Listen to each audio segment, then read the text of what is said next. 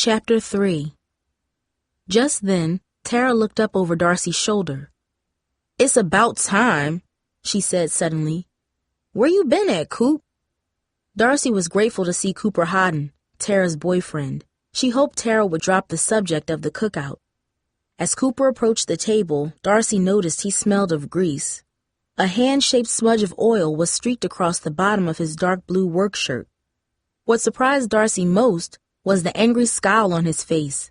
She had never seen him look so mad. Normally, he was one of the friendliest people Darcy knew. Yet now, he almost looked scary. "What's up, ladies?" he grumbled, grabbing a chair. "Man, I had the worst day." "What happened?" Tara asked. "It's Dwayne Nye. If I have to work with him all summer, I think I'm going to go crazy. I don't care if he's in college. Me and that punk are going to have problems." "Calm down, Coop. Tell us what happened," Tara insisted. "Right now, you're sounding like a thug or something." Cooper leaned back and rubbed his forehead as if he had a headache. For the past 2 summers, he had been working as an assistant at Nye's Garage, an auto repair shop not far from his house.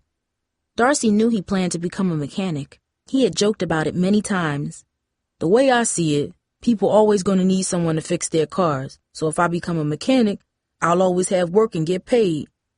One day, there's going to be a Coop's Car Center in every neighborhood. People in like Kansas or Alaska or something will see my mug on a poster and say we got to go to Coop's to get our car fixed," Cooper kidded once, but Darcy believed him.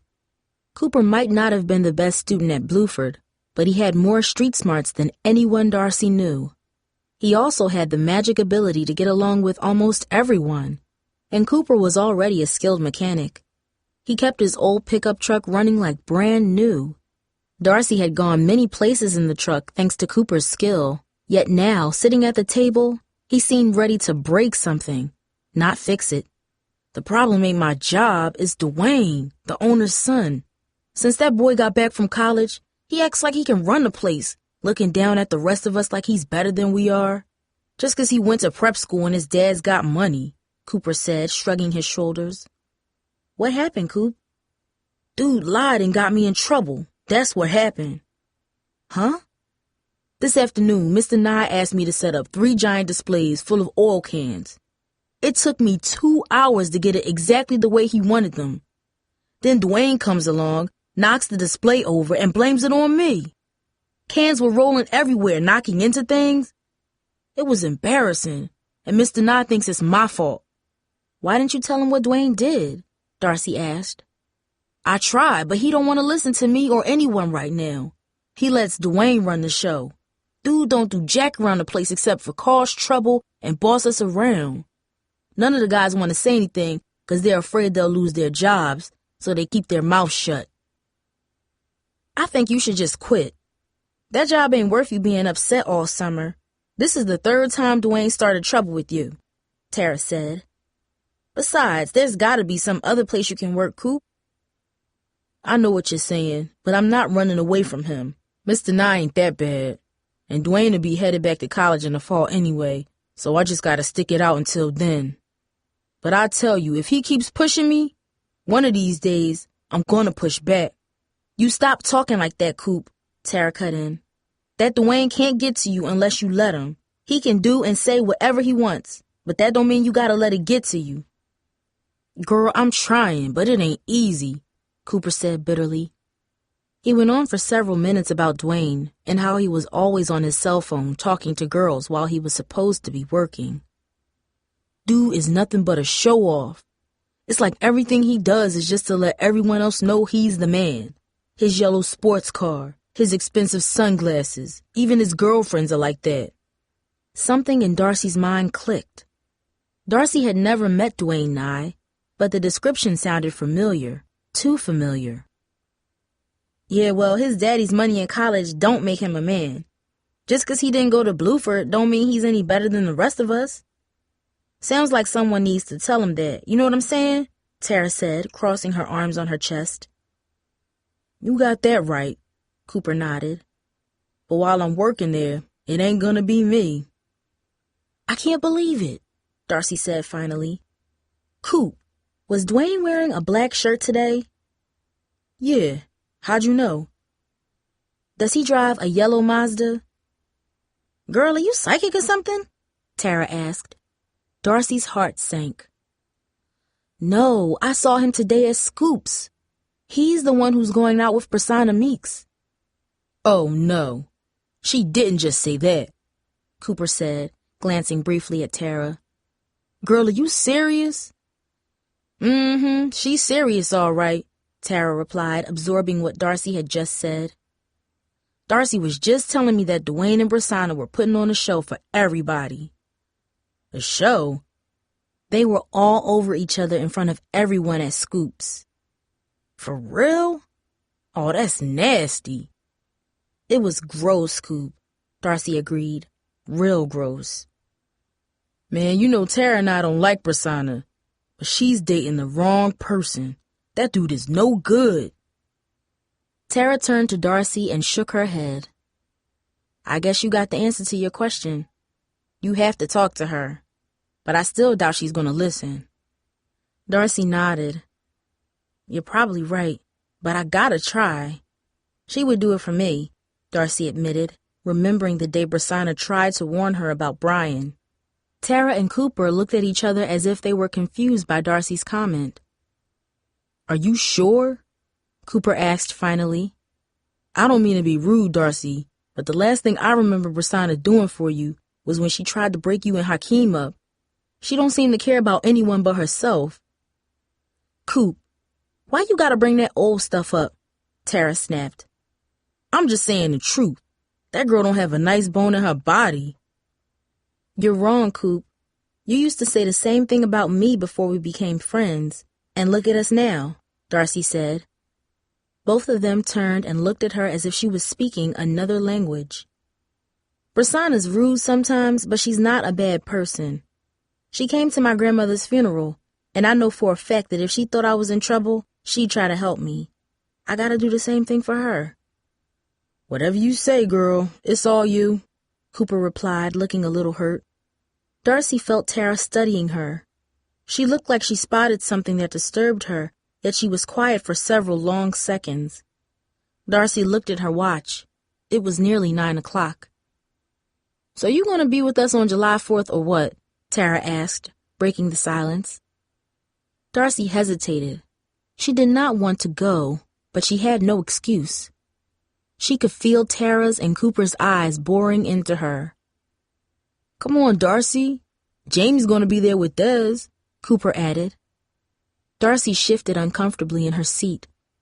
Cooper hadn't meant anything by his comment, but it annoyed her that he knew more about Jamie than she did. Worse was the idea that Tara and Cooper had talked about hooking her up with Tara's cousin, like she had become some kind of charity case, someone to be pitied. But what bothered Darcy most was what she couldn't bring herself to admit to Tara or Cooper. The invisible grip that Brian's assault had on her life. Darcy felt as if she was trapped in an enormous web. Yeah, Darcy said reluctantly, burying her deepest thoughts from her closest friends. I'll be there. Tara said nothing, sipping her soda in unusual silence. Why didn't you tell me you were dating Desmond Hodden? Darcy asked Jamie as soon as she got home from Scoop's. She found her sister lying on her bed reading a magazine, the cordless phone next to her. Darcy knew she was waiting for a phone call. "'Cause it's none of your business, Darcy," Jamie said, annoyance in her voice.